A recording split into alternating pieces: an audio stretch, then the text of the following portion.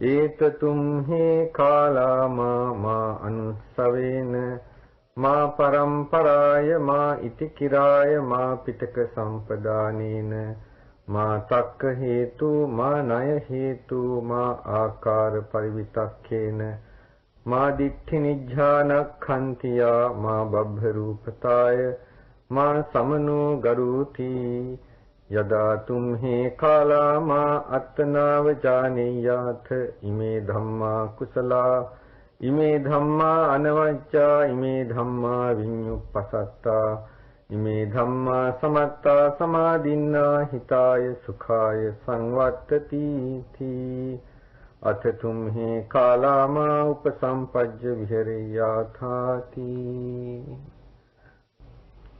පින්වත්නි, මේ මාතෘකා ගාථාව කනට ඇහෙනකොටම ඕනෑම බෞද්ධයෙකුට මතක් වෙනවා බුදු දහමෙහි දීලා තියෙන සිටීමේ නිදහස පිළිබඳව. කාලාම සූත්‍රය බුදුරජාණන් වහන්සේ බෞද්ධයෙකු විසින් සිටිය යුතු ආකාරය, බෞද්ධයෙකු පිළිපැදිය යුතු ආකාරය සර්වාකාරයෙන් විග්‍රහ කොට දක්වා තිබෙනවා. ඒ නිසා මේ කාලාම සූත්‍රය බෞද්ධයන් අතර බොහෝම ප්‍රසිද්ධයි. හැබැයි සමහරක් වෙලාවට පේනවා කාලාම සූත්‍රය වැරදි කොනෙන් අල්ලාගෙන ඉන්නවා කියලා. බුදුරජාණන් වහන්සේගේ විමසීමේ නිදහස අපට දීලා තිබුණත් අපට ඕන විදිහට විමසන්නට අයිතියකුත් නැහැ. බොහෝ උගතුන් මේ විමසීමේ නිදහස වරදවා හිතාගෙන ඉන්නවා. බොහෝ උගතුන්ගේ උගත්කම් අනුව ඒ ඇත්තන් හිතනවා ඒ උගත්කම් යටතේ අපි කල්පනා කරන එක තමයි හරි, අනිත් අය හිතන විදිය වැරදි කියලා. මේ බුදුරජාණන් වහන්සේ දේශනා කළා තියෙන ක්‍රම දිහා බලපුවම පේනවා යමක් හරියන්නට හෝ වරදින්නට හෝ උගත්කම ප්‍රමාණවත් වෙන්නේ නැහැ. තව යම් යම් දේ එකතු වේ යුතුයි කියලා. බුදුරජාණන් වහන්සේ දේශනා කරනවා අපි යම් යම් දේවල් ග්‍රහණය කරන ආකාරය. ඒ ග්‍රහණය කරන ආකාරය දස ආකාරයකින් මේ සූත්‍රයේ පෙන්වනවා. කාලාම සූත්‍රයේ පළවෙනි කාරණය තමයි මා අනුස්සවේන, නානා ආකාරයෙන් අපේ කනට වැටෙන ආරංචි මාර්ගයෙන්. බලන්න, අපි ආරංචිය සත්‍ය දෙයක් හැටියට කටින් කට යද්දී තහවුරු වෙන්නේ නැද්ද කියලා අපේ සමාජයේ.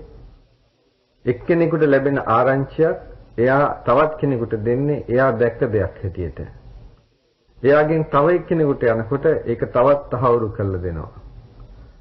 අපි නිකන් උදාහරණයකට කියනවනේ අපේ පැරැන්නන් අතරේ කපුටු පිහට කපුටෙක් වුණා කියලා අන්තිමට වමනේ දානකොට ඔන්න ඔය ආකාරයකින් ඕකේ ඉතින් කතාවකුත් තියෙනවා.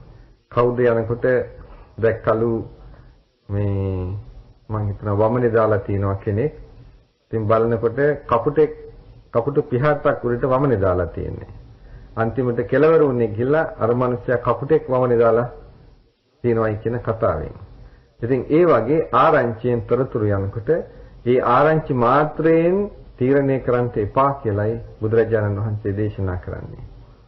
මා පරම්පරාය කියලා කියන්නේ අපේ ආචාර්ය පරම්පරාවෙන්, අපේ මුතුන් මිත්තන්ගේ පරම්පරාවෙන් මේ විදිහට අපේ ඉතිහාසයේ කටින් කට එන ආකාරයෙන් හෝ පිළිගන්නට එපා. ඒ ආපමණින් මා ඉතිකිරාය, මේ විදිහට එක එක්කෙනා කියනවා කියලා, මෙහෙම ප්‍රකාශ කරනවා කියලා, මේ අයිරින් කියනවා කියලා බාර ගන්නට එපා.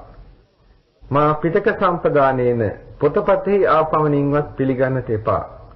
සමහර දෙනා අදත් කියනවා අහවල් කෙනාගේ පොතේ මෙහෙම තියෙනවා, අහවල් කෙනාගේ පොතේ මෙහෙම තියෙනවා කියලා නොඑක් ආකාරයෙන් සමහර මිත්‍යා දෘෂ්ටි ඒ පොත්වලට තැන දීලා පොත්වල තියෙන හින්දා විශ්වාස කරමින් තමන්ගේ ග්‍රහණයට අරගන්නවා. ඒකත් වැරදි කියලායි බුදුරජාණන් වහන්සේ දේශනා කරන්නේ. මා තක්ක හේතු, තමන්ගේ තර්කයට දාලා තර්කයට අහු වෙනවා නම් ඒක හරි කියලා ගැනීමකුත් තියෙනවා. හුඟක් දෙනා අද තර්ක කරනවා සමාජයේ. මේ තර්ක කිරීම බොහෝ විට උගතුන් අතර තියෙනවා. ඒ ඇත්තන් තර්ක කරනවා. පින්වත්නි අපි කලිනුත් වතාවක මතක් කරලා දීලා තියෙනවා. අද බොහෝ විට අපිට තියෙන ලොකුම පාඩුවක් තමයි උගතුන් විමසන්නේ නැතිවීම. උගතුන් විශේෂම ශාසනය සම්බන්ධ කාරණාවලදී Taman උගත් කියලා හිතාගෙන උගතුන් කීප දෙනෙක් අතර සාකච්ඡා කරලා ඒක තීරණයකට එනවා. නමුත් පින්වත්නි උගත් බවයි ප්‍රඥාවයි දෙක වෙනස්. උදාහරණයක් කියන්නම්. බුදුරජාණන් වහන්සේගේ සමයේහි හිටපු ප්‍රධාන දායකයා අනේපිඬු සිටුතුමා. අනේපිඬු සිටුතුමා අසනීප වුණා, මරණාසන්න වුණා. අනේපිඬු සිටුතුමා මරණාසන්න වූ අවස්ථාවේ සරියුත් හාමුදුරුවෝ ආවා අනේපිඬු සිටුතුමාව දකින්නට. සරියුත් හාමුදුරුවෝ එහිදී අනේපිඬු සිටුතුමාට පංචස්කන්ධ විභාගයේ පිළිබඳ අනුශාසනාවක් කළා. ඒ අනුශාසනාවෙන් පස්සේ අනේපිඬු සිටුතුමා අඬන්න පටන් ගත්තා. ඒතකොට සරියුත් හාමුදුරුවෝ අනේපිඬු සිටුතුමාගෙන් අහනවා ඇයි මේ පසුතැවෙන්නේ කියලා. අනේපිඬු සිටුතුමා කියනවා ස්වාමීනි මම පසුතැවෙනවා නෙමෙයි මට කනගාටුයි.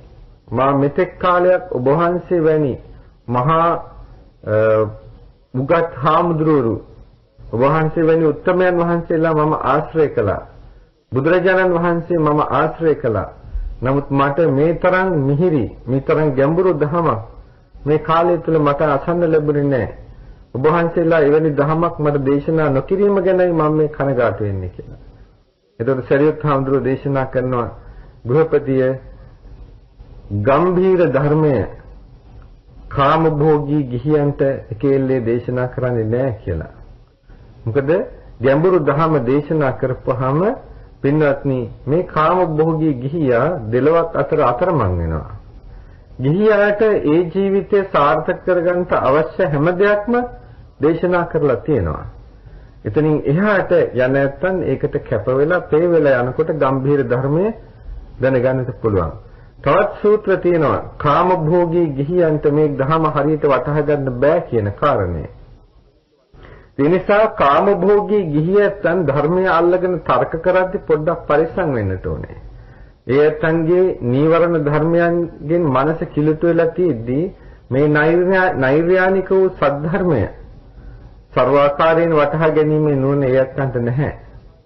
ඒක නැහැ කියලා කෙලින්ම කියන්නට ඕනේ. එහෙම තියෙනවා නම් ඉතින් මේ පැවිදි වෙලා බණ භාවනා කරමින් මනස දියුණු කිරීමක් අවශ්‍ය වෙන්නේ නැහනේ.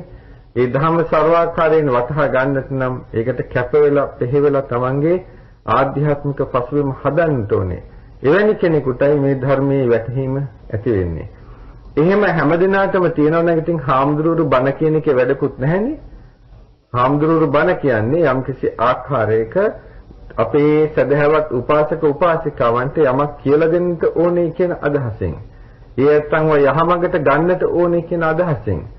එහෙම ධර්මදේශනා කරද්දී ගිහියොත් හිතනවා නම් ඔක්කොම අපි හාමුදුරුවන්ට වැඩිය දන්නවා කියලා. ඉතින් එහෙනම් මේ ධර්මදේශනාවෙන් ඇති වැඩක් වෙන්නේ නැහැ.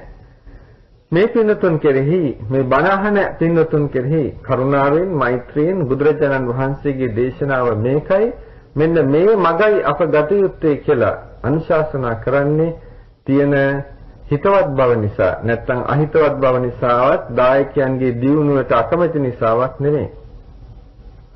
පින්වත්නි ඊළඟ කාරණය මා ණය හේතු කියලා කියන්නේ තමන්ගේ තියෙන දරාගෙන ඉන්න න්‍යාය මතවාද අනුව පිළිගන්නට එපා. මා ආකාර පරිවිතක්කේන මෙන්න මෙහෙම ලස්සනට මේක ගැලපෙනවා ලස්සනට පේනවා ලස්සනට වැටහෙනවා කියලා ඒ ආකාර පරිවිතර්කයෙන් සුන්දරයි කියලා හිතාගෙන එහෙම ගන්නට එපා.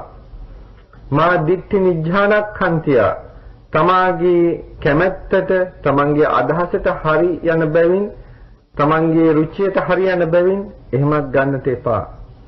මා බබ්බ රූපතාය මේතනත්තා බොහොම මෙවැනි දෙයක් කියන සුදුසු පුද්ගලයෙක් වයෝ වෘද්ධ බව නිසා හෝ සමාජයේ පිළිගෙන තියෙන නිසා හෝ එහෙම කියන කියපු පමණින්ම පිළිගන්නට එපා.